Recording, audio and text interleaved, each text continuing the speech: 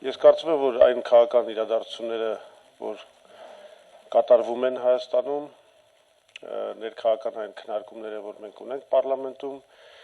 անցնում են այնպես, կարծես Հայաստանի եւ Լեռնային Ղարաբաղի վրա կախված չեն, ես կասեի, էգզիստենցիալ սպառնալիքներ, այսինքն գոյատևման սպառնալիքներ։ Իրավիճակը շատ լուրջ է։ Առաջիկա ամիսները վճռորոշ են լինելու Լեռնային Ղարաբաղի Հայաստանի համար։ Արտաքին մեծ ճնշումներ կան, պատերազմը ըստ էության չի դադարում եւ այս վիճակում մեր տպավորությունը այնպեսին է, որ ոչ իշխանությունը, ոչ էլ շատ ընդդիմադիր ուժեր կարծես չեն հասկանում, թե ինչ է կատարվում։ Եվ շատ մանր քաղաքական, նեղ կուսակցական խաղերի մեջ են մտել։ Եվ իսկապես, այս ծանր վիճակում ամենակարևոր խնդիրը, որ մենք պետք է լուծենք, այդ էգզիստենցիալ սպառնալիքների առջև, դա մեր միասնականության խնդիրն է։ Բայց միասնականությունը դա ոչ միակողմանի process է, ոչ էլ լուծվում է ուղղակի խոսքով, կամ խոսակցություններով, կամ դեկլարացիաներով։ Միասնականությունը դա առաջին հերթին գործ է։ Եվ այդ գործի առումով ավելի շատ գործ պետք է անեն իշխանությունները եւ ոչ թե ընդդիմությունը։ Ընդդիմությունը ավելի շատ խոսքով է գործում։ Եվ ընդդիմությունը իր դիրքորոշումը հայտնել է եւ այդ միասնականության ապահովման համար ամենակարևոր բանը արել է եւ շարունակում է անել։ Բայց իշխանությունները պետք է գործով անեն, այլ ոչ միայն խոսքով։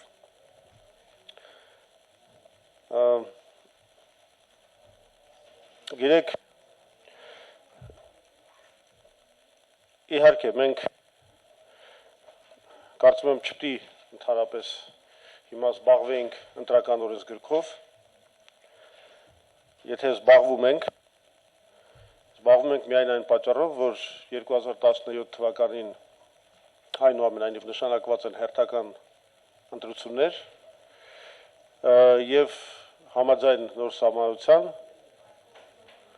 անկախ նրանից կեղծված է, թե կեղծված չէ, բայց գործում է,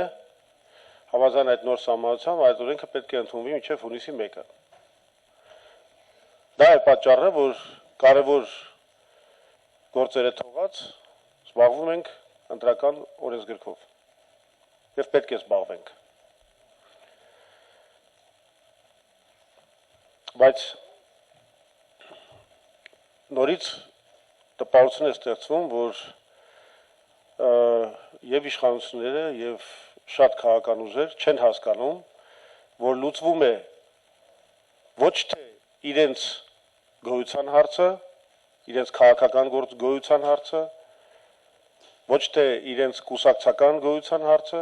այլ լուծվում է, նորից եմ կրկնում, Հայաստանի Լեռնային Ղարաբաղի գոյության հարցը։ Կարծես այս գիտակցությունը չկա։ Ինչ որ մեղադրանքներ, ինչ որ, չգիտեմ, կռիվ, աճպարարություններ, այս առումով ես երկու ուղերձ ունեմ։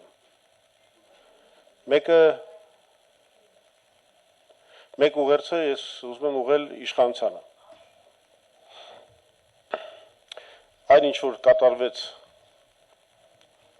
երեկ ազգային ժողովում, դա խայտառակություն էր։ Եվ իշխանությունները նորից իջան մանր աճպարարությունների մակարդակի։ Այդպիսի քայլերով միասնականություն չեն ապահովում։ Իշխանության վրա է հիմա պատասխանատվությունը, որ իսկապես հանրությունը, համարի իրեն մոբիլիզացված, համարի, որ բոլորը իրենց գործունեությունը ենթարկել են ամենակարևոր նպատակին, ազգային միասնականության նպատակին, բայց իշխանությունը երեկվա իր աճպարարությամբ, գիտեք ինչի մասին է խոսքը նրա մասին է, որ ընտրական օրենսգրքի քվեարկությունը կատարվեց կանոնակարգի մասին օրենքի կոպտագույն խախտումներով։ Եվ անընդունելի են այդ բացատրությունները, որ միևնույն է արդյունքը դա էր լինելու, դա անընդունելի բաներ են, որովհետև բոլոր կեղծիքները արվում են հենց դեմոկրատական ընթացակարգերի խախտումով։ Եվ վարման կարգով խոսելու իրավունքը, նաև 20 րոպե ընդմիջում պահանջելու իրավունքը, հենց նրա համար են նախատեսված, որ դրանք գործիքներ են, որ կարող են ազդել վերջնական քվեարկության վրա։ Եվ եթե այդ գործիքները թույլ չեն տալիս իրագործել օրինական իրավունքների շրջանակներում, դա նշանակում է, որ արդեն արդյունքը կեղծված է։ Ըստ էության կեղծված է։ Մենք կոչ ենք անում իսկապես թափվել իշխանություններին, հրաժարվել նման աճպարարություններից, եթե խոսքը այն է, որ մենք պետք է միասնաբար դիմակայենք արտաքին սպառնալիքներին, ուրեմն իրենք պետք է իրենց գործողությունների մակարդակը ապահովեն, այլապես որևէ հավատ հանրության մեջ չի լինի։ Երկրորդ մեսիջս ես ցանկանում եմ ուղղել ընդդիմությանը կամ գոնե ֆորմալ առումով իրեն ընդդիմություն կոչող ուժերին։ Ես չեմ ուզում տարբերակում մտցնել, բայց այն ինչ որ կատարվեց երեկ, երբ որ նորից ընդդիմությունը զբաղված էր փոխադարձ մեղադրանքներով, դա նույնպես անընդունելի է։ Եվ ես նորից ցանկանում եմ արդեն չգիտեմ 70-րդ անգամ հիշեցնել, որ իրական ընդդիմության միայն մեկ չափանիշ կա։ Իրական ընդդիմությունը դա այն ընդդիմությունն է, որ իր քննադատության թիրախ համարում է միայն եւ միայն իշխանություններին։ Դուք երբևէ չեք տեսնի, որ մենք զբաղվենք որևէ ընդդիմադիր կամ թեկուզ ձևականորեն ընդդիմադիր քաղաքական ուժի քննադատությամբ։ Մենք մշտապես մեր քննադատությունների թիրախ համարել ենք իշխանություններին։ Ճիշտ է, ապրիլի 2-ից հետո մենք շատ ավելի զուսպ ենք եւ այլ կերպ չէր կարող լինել, այսինքն եթե առաջ կարող էինք անխնա հարձակումների ենթարկել իշխանություններին, հիմա այդ ամենը տեղափոխվել է զուսպ քննադատության ոլորտ։ Բայց մենք չենք մոռանում, որ միևնույն է մեր քննադատությունների թեկուզ եւ զուսպ պատերազմական այս իրավիճակով թելադրված զսպվածությունը ես նկատի ունեմ, թեկուզ եւ զուսպ քննադատության թիրախը լինելու է, կա, եղել է իշխանությունը։ Շատ պարզ չափանիշ է։ Ազգային միասնականություն այդ թվում նաև նշանակում է այդպիսի մանր գզվրտոցից զերծ մնալը, թեկուզ հենց ընդդիմության շարքերում։ Եվ ես կուզեի այնուամենայնիվ ավարտել հետևյալով։ Ընտրական օրենսգրքով չպետք է զբաղվեինք, ասեցի, բայց ստիպված զբաղվում ենք, բայց նաև պետք է հասկանանք, որ ընտրական օրենսգրքի ընդունումը ազգային այս մեր միասնականության ենթադրվող ազգային միասնականության այս գործընթացում պետք է դառնա ոչ թե կռվախնձոր, ոչ թե մանր-մունր, չգիտեմ, քաղաքական ինտրիգների դաշտ, այլ պետք է դառնա միգուցե հենց այդ ազգային միասնականության ճանապարհին առաջին համերաշխության տարրը։ Մենք հենց դրանով ենք առաջնորդվել, երբ որ առաջարկել ենք որ անպայման պետք է կայանա քաղաքական կոնսենսուս։ Այդ քաղաքական կոնսենսուսը, որին պետք է մասնակցի իշխանությունը, ամբողջ ընդդիմությունը եւ քաղաքացիական հասարակությունը, առաջել էր կարևոր, բայց ապրիլի 2-ից հետո առավել կարևոր է դառնում։ Որովհետեւ սա կարող է դառնալ մի կարևոր բաղադրիչ, որը ոչ թե խոսքով, այլ գործով կապացուցի ամբողջ Հայաստանի քաղաքական դաշտի, քաղաքացիական հասարակության միասնականությունը արտաքին վտանգների առջև։ Եվ ես կոչ եմ անում մեր քաղաքացիական հասարակությանը եւ բոլոր քաղաքական ուժերին, ներառյալ իշխանությունը, ընդդիմությունը զերծ մնալ մանր քաղաքական կոնյունկտուրայով թելադրվող քայլերից եւ փորձել գործել համերաշխ։ Հրապարակ։ Զորաբյան, ճիշտ ասած, մինչև ձեր ելույթը ուզում եի հարցնել, թե արդյոք չեք նկատել, որ մեղմացել է ձեր քննադատության այսպես տեմբրը վերջին շրջանում, բայց փաստորեն նկատել եք, բացատրեցիք ինչով է, որ զուսպ եք ավելի։ Մենք չենք նկատել, մենք դա հայտարարել ենք։ Մենք ապրիլի 2-ին, չէ 4-ին, ապրիլի 2-ին արեցինք հայտարարություն, ապրիլի 2-ին, գիշերային այդ բռնկումից հետո պատերազմական, մենք անմիջապես վարչության նիստ ենք հավաքել, հայտարարություն ենք արել, որտեղ ասել ենք, որ մենք այս վիճակում, արտաքին վտանգի վիճակում, ուրեմն մենք մի կողմ ենք դնում մեր բոլոր տարբերությունները, քաղաքական հակասությունները եւ գնում ենք ազգային միասնականությունը ապահովելու ճանապարհով, որ ընդ որում դա միասնականություն է հանուն մեր զինվորի կռվող։ Այսինքն մենք դա արել ենք, ապրիլի 4-ին էլ ազգային ժողովում եմ այդ նույն հայտարարությունը արել, շատ տարօրինակ է, որ դուք նոր եք նկատում դա։ Մենք էլ ապրիլի 2-ից հետո նկատել ենք։ Պարոն Զուրաբյան, հարցս հետևյալն է.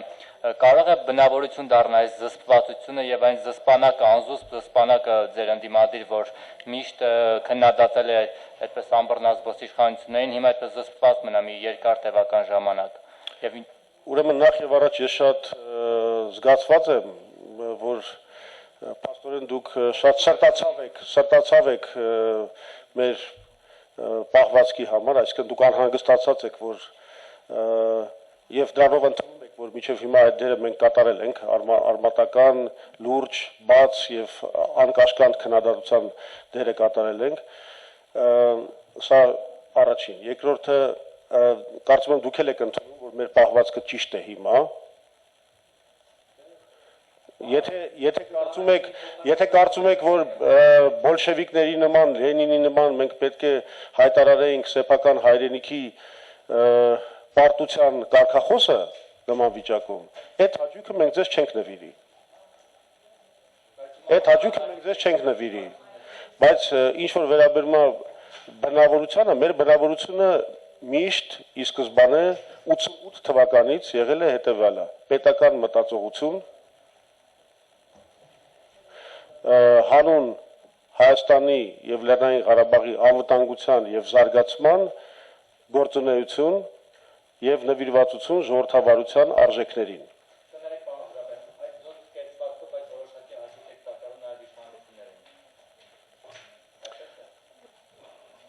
Ես չգիտեմ ինչ է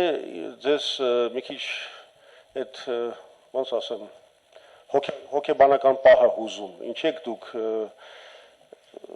Սա քաղաքականություն է լուրջ, սա հաճույք կամ,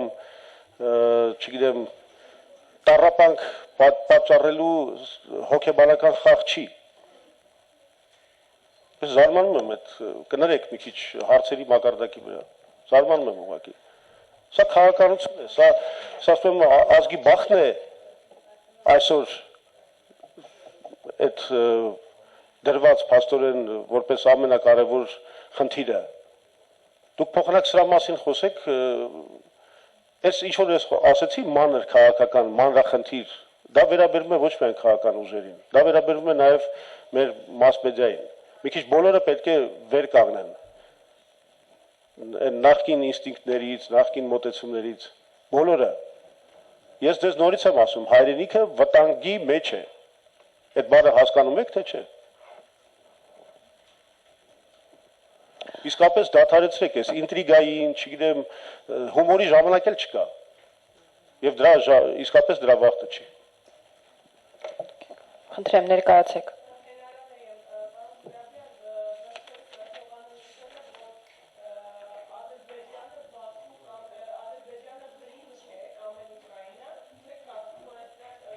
Ով է ասել, կներեք։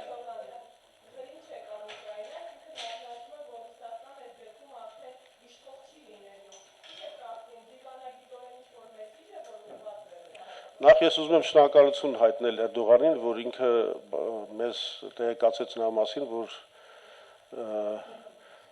ասեցիք Ղրիմը Ուկրաինան Ղրիմ չէ, հա? Ոչ էլ։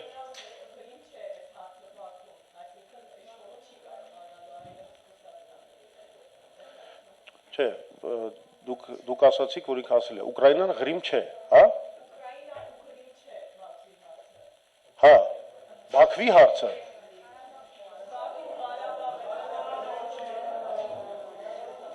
Սա խառնեցիք իրար։ Հա,